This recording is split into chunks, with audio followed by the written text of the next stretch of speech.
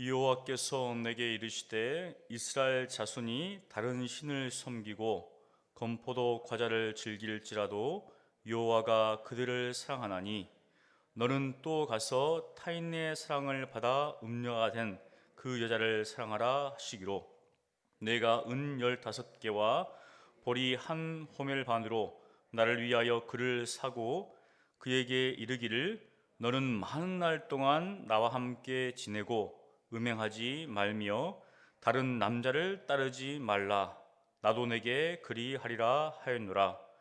이스라엘 자손들이 많은 날 동안 왕도 없고 지도자도 없고 제사도 없고 주상도 없고 에봇도 없고 드라빔도 없이 지내다가 그 후에 이스라엘 자손이 돌아와서 그들의 하나님 여호와와 그들의 왕 다윗을 찾고 마지막 날에는 여호와를 경외함으로 여호와와 그의 은총으로 나아가리라.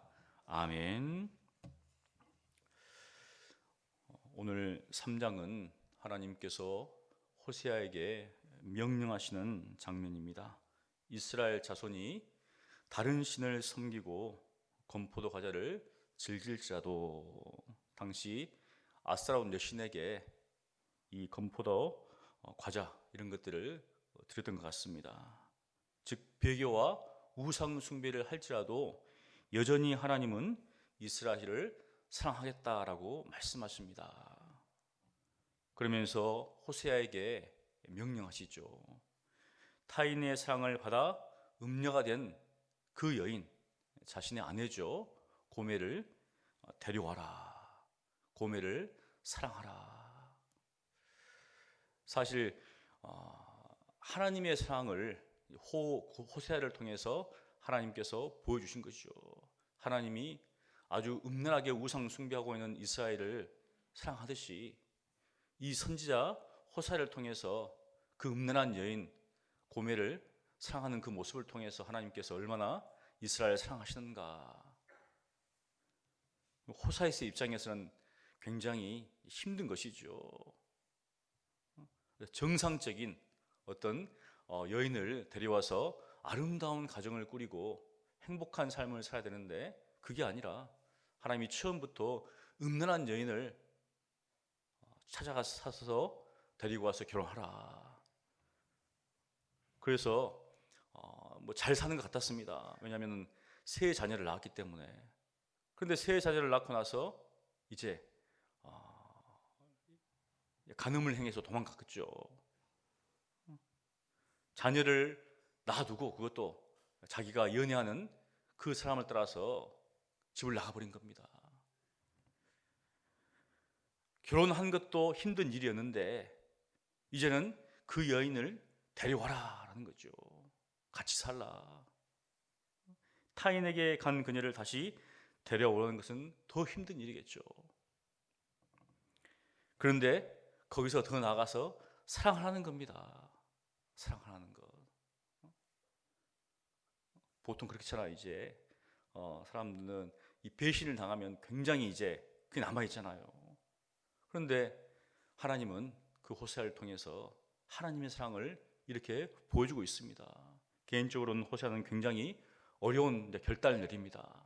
그래서 이제 그녀를 다시 데려오는데 그냥 데려오는 게 아니라 2절에 보니까 내가 은 15개와 보리 한 호멜 반으로 나를 위하여 그를 사고. 보통 이제 고대 사회에는 결혼하기 위해서는 그 장인 어른에게 가서 지참금을 주죠. 아마 결혼했기 때문에 결혼할 때도 그렇게 했을 겁니다. 그런데 이제 또 이 고멜이 도망을 친 거죠. 그런데 데려오기 위해서 값을 지불합니다. 도대체 누구에게 값을 지불했을까? 정확하게는 우리가 알 수는 없습니다. 그런데 그녀를 데려오기 위해서 이렇게 값을 지불하는데 은 15개. 보통 이제 그 당시 화폐 단위가 세겔입니다. 세겔. 주로 이제 중량 단위죠. 그 다음에 보리 한 호멜 반. 당시 이제 한 호멜은 은 13개월 정도 됐습니다. 호멜 반이니까 15세겔이죠. 다 합치면은 30세겔 정도 됩니다. BC 한 7세기니까 그때 우리가 안 살기 때문에 사실 모르잖아요. 이 가치가 어느 정도인지. 근데 구약을 쭉 보면 출애굽기하고 레위기에 보면은 이제 이 노예를 출애굽기 21장 32절에 보면 소가 남자 종이나 여자 종을 받아가지고 죽이면은 은 30세겔로 물으라 되어 있습니다. 그 다음에 레위기 27장 4절에 보면 서원을 합니다. 어떤 남자나 어떤 여자를 하나님께 드리겠다. 그때 그 가치가, 그 값이 얼마냐면은 여자는 20세 이상 은 30세겔로 이야기를 합니다. 사실 이제 모세오경은 주로 이제 우리가 출애굽 당시이기 때문에 BC 15세기 정도로 이제 보고 있죠. 13세기를 보는 사람도 있겠지만 차이가 납니다.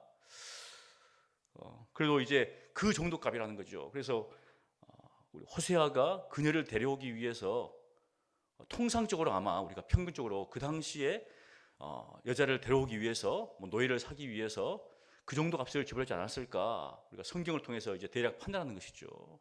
그러면은 도대체 이 은 한 세겔의 값이 얼마일까? 이 정도 값은 도대체 어느 정도 될까?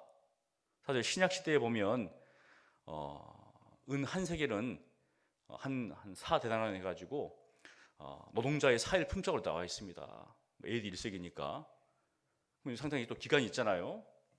그럼 도대체 우리가 시대가 막 물가가 바뀌기 때문에 그때 살았으면 정확히 알 건데 이게 어느 정도 돈이다. 호세아 때 은 30세겔 정도면은 이 정도 돈이다. 한 일꾼이 한 1년 정도, 아니면 6개월 정도 나올 건데 안 살았기 때문에 모르잖아요.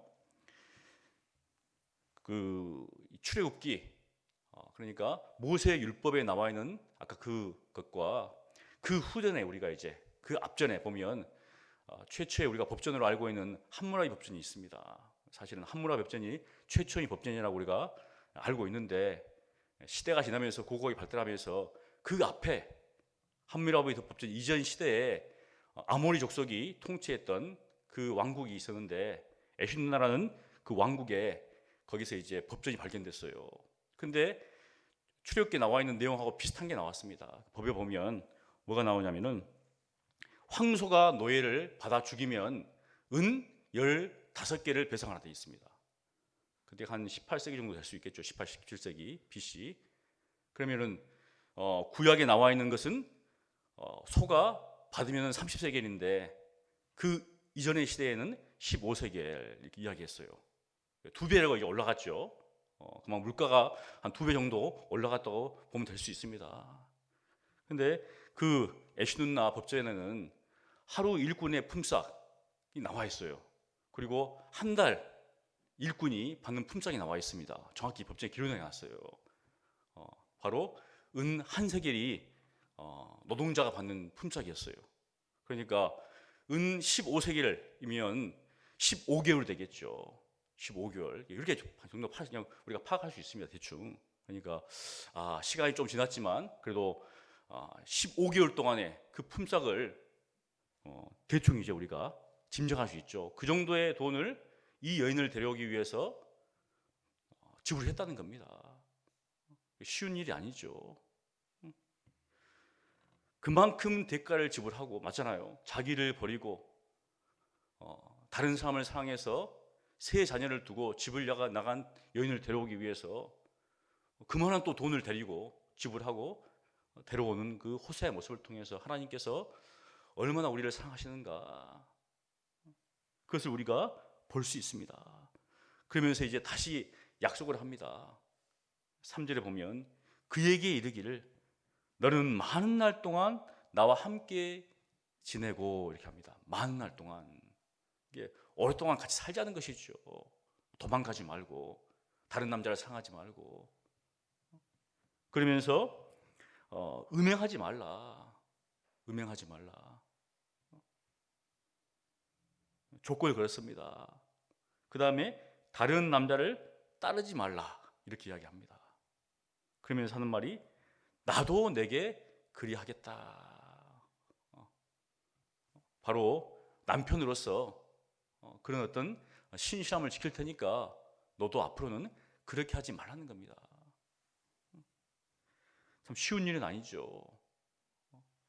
원래 이제 그 여인의 어떻게 보면 이 기질 자체가 뭐 다른 어떤 그런 것들이 있는데 데려오면서 그렇게 어떻게 보면 다시 한번 부부의 어떤 연을 이어가려고 하는 호세아의 모습들을 볼 수가 있습니다.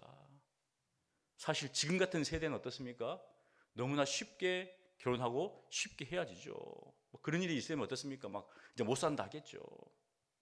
사실은 이전에 우리 세대 우리 뭐 권사님들이란 분들은 참고 살아갑니다. 막 참습니다. 왜? 자녀들 때문에 참죠. 요즘 세대는 어떻습니까?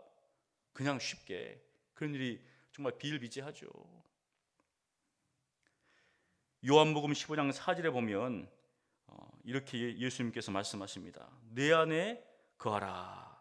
나도 너희 안에 거하리라. 가지가 포도나무에 붙어있지 아니하면 스스로 열매를 맺을 수 없음 같이 너희도 내 안에 있지 아니하면 그러하리라. 예수님께서도 바로 우리와 함께 연합되기를 원하신다는 것이죠. 내 안에 거하라. 나도 너희 안에 거하리라. 참 놀라운 말씀입니다. 예수님이 내 안에 거하고 내가 예수님 안에 거한다는 사실, 우리가 믿음으로 말미암아서 그리스도와 연합되었습니다. 우리가 예수님처럼 된 게 아니라 예수님과 연합된 것이죠. 놀랍습니다 이게. 그래서 여기서 이제 더 나아가면은 이제 신부지에 빠진 분이 있는데 주님이 내 안에 계시니까 결국 나는 주님이다 이런 분들도 계세요. 이제 아주 신비주의 가버립니다. 이제 그게 아니라 정말 주님이 내 안에 거하심을 알면서 오롯이 정말 주님과 깊이 교제할 수 있는, 그럴 때 아름다운 삶의 열매가 맺히는 것이죠. 그것은 우리 어떤 노력에 의해서가 아니라 바로 예수 그리스도 그분을 통해서. 그러면서 4절과 5절은 이스라엘의 회복에 대해서 이야기합니다. 이스라엘 자손들이 많은 날 동안 하나님께서 이제 벌을 하시는 것이죠. 그들이 음행한 횟수대로 하나님께서 벌을 내리십니다. 이제 보면 그 2장에 나와 있는데 왕도 없고 지도자도 없고, 왕도 없고 지도자도 없다. 결국은 나라가 망한 것이죠. 적군이 쳐들어와가지고 나라를 패해버리면은 왕도 없고 지도자도 없죠. 정치적으로도 주권도 사라져버립니다. 그리고 또 무엇인가 제사도 없고 주상도 없고, 하나님께 제사를 드리죠. 근데 주상이 또 나옵니다. 사실 북이스라엘은 남유다와 갈라졌을 때부터 우상을 숭배하죠. 송아지를 세워놓고 이게 하나님이다, 여기서 제사를 드려라 이렇게 했죠. 왜냐하면 예루살렘으로 내려가면 백성들의 마음이 남유다 왕으로 그쪽으로 쏠릴까 싶어가지고 여로보암이 그렇게 하지 않았죠.